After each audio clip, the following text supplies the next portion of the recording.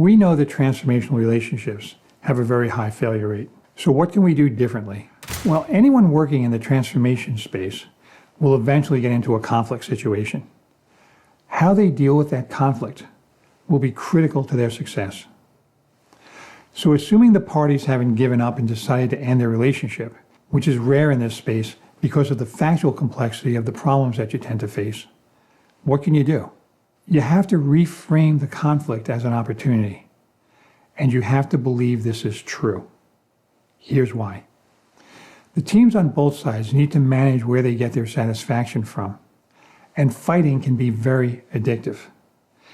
Nobody wants to admit this, but conflict can make you feel very powerful, right? You organize around beating an enemy. It's all very primal. So they need to organize around a different goal, and that different goal needs to be the resolution and not the fight.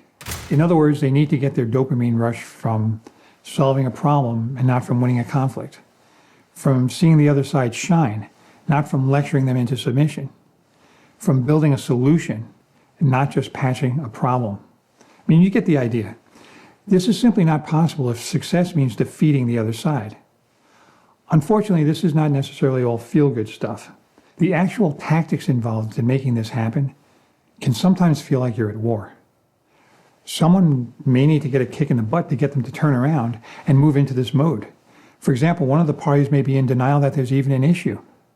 And you still have to deal with the emotional baggage of whatever led to this conflict. But by reframing the conflict as opportunity, the actions of moving this along will feel very different and produce much better results. So I said at the beginning that this is complex, so there's obviously more to constructive conflict resolution than this, but this mindset shift is absolutely foundational to everything that comes after.